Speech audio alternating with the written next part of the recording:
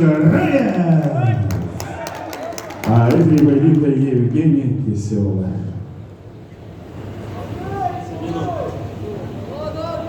Мы дослушаем команду, чтобы не работали. Другим по углам. Дамы и господа, ваши аплодисменты!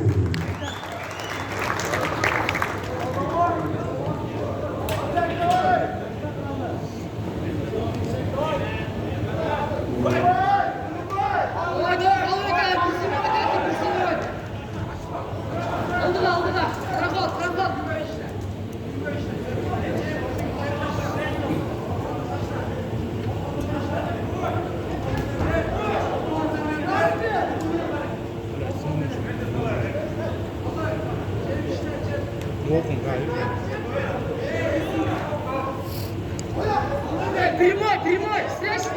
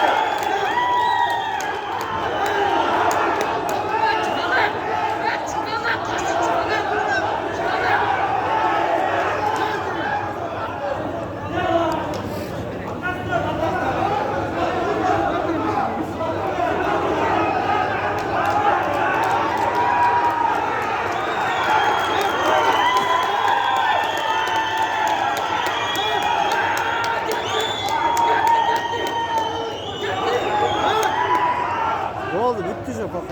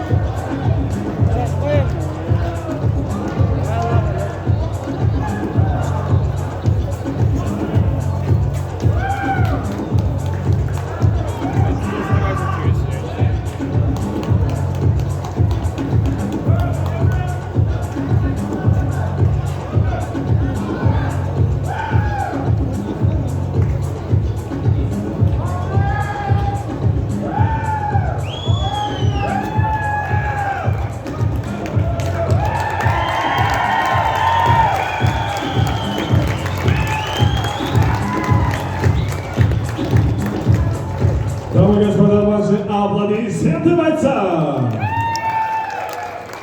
В данном поединке победу на первой минуте 59 секунде удушающим приемом одержал боец Колумбия Пашка Райан!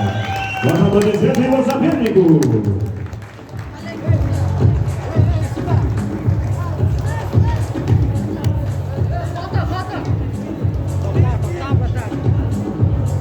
И слово предоставляется победителю. Еще раз ваши аплодисменты, дорогие друзья.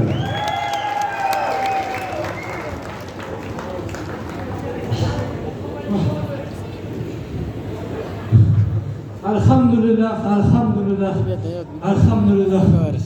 Assalamu alaikum, Ekaterinburg.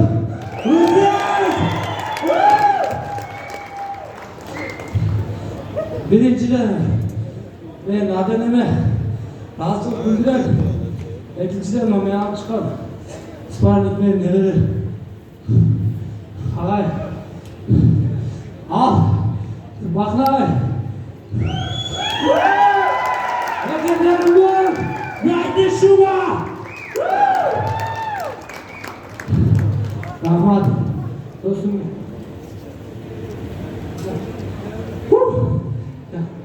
Спасибо, еще раз ваши аплодисменты.